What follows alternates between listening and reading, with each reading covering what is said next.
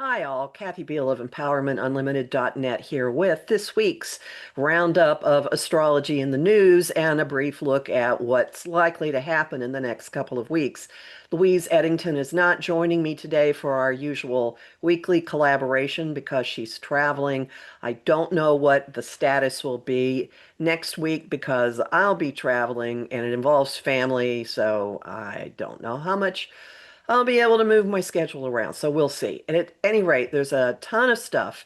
And as always, I want to just alert you to what I am doing here isn't attempting to capture everything that's happened, but I'm looking at events that have played out what we've been saying in our forecast. And so we're coming off of a solar eclipse, which is a massive reset in the sign of Virgo, words, health, systems, usual ways of doing things, borders, and it was opposite Saturn in Pisces, authority, responsibility, accountability. Well, let's start with words, all right? So a court, Saturn, tossed Trump's lawsuit against the New York Times. The Pentagon is now requiring media outlets to pledge not to obtain or use unauthorized material. Basically, the Pentagon is requiring a review of what is published. CNN has already been booted from a lot of the spaces. The New York Times, the Washington Post, the Wall Street Journal, NPR are objecting to this. Don't know yet exactly how that is going to play out in terms of the objection. ABC and Disney put Jimmy Kimmel back on the air after a week. There were lots and lots of boycotts of many, many things, and he went full tilt for freedom of speech and the tradition of political commentary in this country. You know that anything that he said had been vetted all the way up, so that was pretty major. Trump, of course, said he will sue. For what? I don't know. The White House has replaced Biden's portrait with a framed image of an auto pen. All right, in the Health and Critical Thinking versus Authority Department, a federal court struck down HIPAA protections that prevented the government from getting access to reproductive health info. Let that sink in. Trump and RFK Jr. claimed that basically Tylenol causes autism. Autism was identified in 1911. Tylenol was created in 1951, so that's some massive time travel.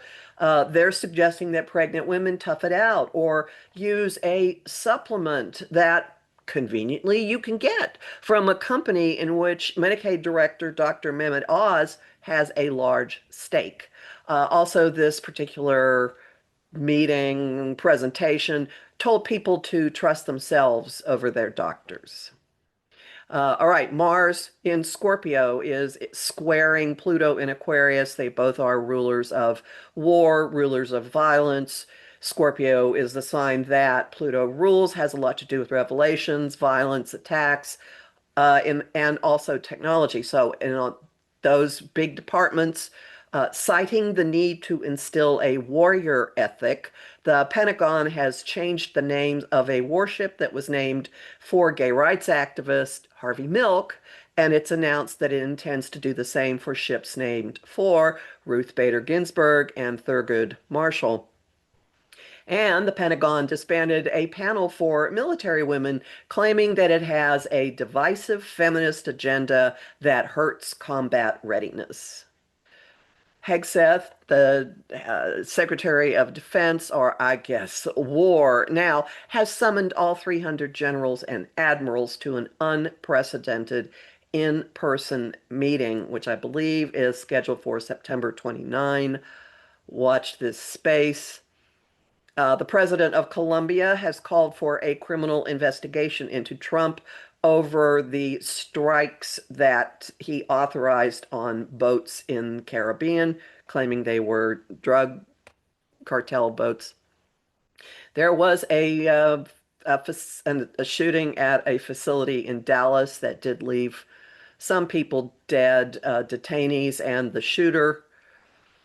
There was an executive order declaring the non-existent organization Antifa a domestic terrorism organization, and that will lead. Just put a pin in that. Just before the United Nations General Assembly, the Secret Service found and disrupted a sprawling telecommunications network in the New York tri-state area that had 300 SIM servers capable of sending 30 million texts a minute, which could have disabled cell towers and interfered with emergency communication. Also, in the technology disruption malfunctioning department, there was a brief blackout at Grand Central Station Thursday night. There was a tech outage over the previous weekend that grounded flights at both Dallas airports. And when Trump showed up at the UN for the general meeting, there was an escalator malfunction. It simply stopped, and a teleprompter malfunction. The UN said his staff was behind these malfunctions. Apparently, his videographer was ahead of him on the escalator. And of course, the White House is screaming that there needs to be an investigation into this. During his speech, he called all the countries in the world hellholes before the General Assembly. Mars and Pluto, yeah, Scorpio, hellholes. Okay. All right, in the Revelations department, it's been revealed that Tom Homan is connected with Department of Homeland Security, was caught in a sting operation last year accepting $50,000 from FBI agents. But the Department of Justice has shut down any investigation into that. So compare and contrast. Trump sent out a message on Truth Social instructing Pam Bondi to prosecute James Comey and Letitia James, and the U.S. Attorney for the Eastern District of Virginia, which would have authority over Comey, had already resigned since I last talked to you because Trump wanted to fire him for not having enough evidence to prosecute Federal Reserve Board member Lisa Cook. So that guy leaves. Trump installs a new acting U.S. attorney who's a former attorney of his and also a former beauty pageant winner. And she, within days, gets a grand jury to indict Comey on 2 counts, not 3 as requested. He's been indicted for making false statements to Congress and obstructing a congressional proceeding. This involves a 2020 hearing on the FBI's probe of ties between the 2016 campaign and Russia. The grand jury did reject the 3rd count of lying to Congress. Comey's basically saying, bring it on. Combining all of these, the anti-Democrat rhetoric ramped up at Charlie Kirk's memorial, especially coming off of Stephen Miller. Since then, there's a narrative that the left is behind all of these shootings, that they're behind all the violence. So now there's an executive order declaring Antifa a domestic terrorist organization, even though there is no such organization. This creates a lot of wiggle room, and the Department of Justice is now investigating George Soros's Open Society Foundation for fomenting political violence. His name is a long-standing bell whistle. He is a Holocaust survivor who's a hedge fund, someone who's done very, very well with hedge funds, and he puts his money behind generally liberal causes. In the Revelations Department, it was revealed just yesterday that the National Archives leaked Mikey Sherrill's military records. She's currently the rep for New Jersey 11th in the House. She's my rep. She's running for governor of New Jersey, and somebody in the National Archives leaked her military records to someone connected with the campaign of the Republican candidate for governor, Jack Ciattarelli. I have a video up on my channel, Professional Aquarian, about the governor's race. I encourage you to look at it. It does look like it's going to be close and that she will squeak through. Louise and I last week were talking an awful lot about endings, endings, endings, and some of them have to do with words. The New Jersey PBS station says it's going to shut down at the end of June because it can't get funding. Seattle's PBS station has laid off 17 staffers and ceased doing long form journalism because it can't get funding. This fits in here somewhere. You figure out where. There is a man in Florida named Eric Battle who happens to be black, which might be an interesting factor in this. He posted on Instagram that he owns the trademark for Turning Point USA and that he owns the merchandising rights associated with Turning Point USA and that he plans to send cease and desist letters. So there's a watch popcorn for that. In the ongoing issue that seems to be the undercurrent that is fueling many, many things that are happening, the Epstein estate sent more documents to the House Oversight Committee, and the House has hit the threshold to force a vote on the Epstein file release because there was a special election in Arizona this week that elected a Democrat to the House, so the numbers are now there. But will there be a vote? Well, not anytime soon, for reasons we'll get to. There's there's been one revelation that has had ramifications with a link to the royals. 2011 email has surfaced from Sarah Ferguson to Jeffrey Epstein, in which she calls him a supreme friend and thanks him for all the help that he gave her and her families. And multiple charities have since dropped her as a patron. Gold statues showed up this week. They were actually, I think, styrofoam. They were painted gold of Jeffrey Epstein and Donald Trump holding hands and dancing, several of them in D.C. They had a permit and they were removed before their permit expired.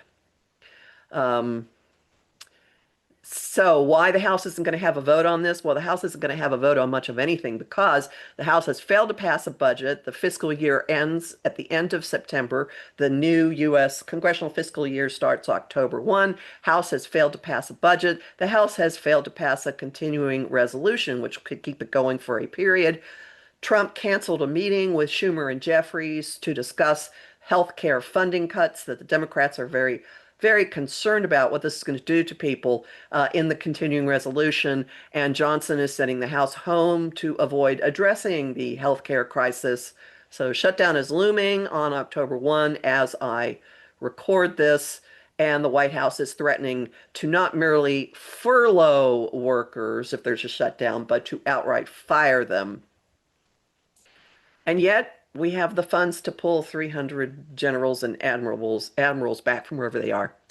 Um, Kamala Harris's book was published at the Mars Pluto Square. Her book tour launched at the Mars Pluto Square. I was present for the evening speech that she made on the first night. And if you go to the posts section at Professional Aquarian on YouTube, you can see a link to my interview with Annette Dion, where I give a first-person account of being there. You can also find this on Facebook in the Astro Insight Lounge. But essentially, she used an awful lot of language that was speaking out her Uranus-Pluto conjunction in Virgo, a terrific amount about what will be needed to rebuild this country, to recreate things, and she urged people not to have nostalgia for the way institutions were, but that we're going to have to come up with a different way of doing things, which is something many people have been saying across this platform. In the meantime,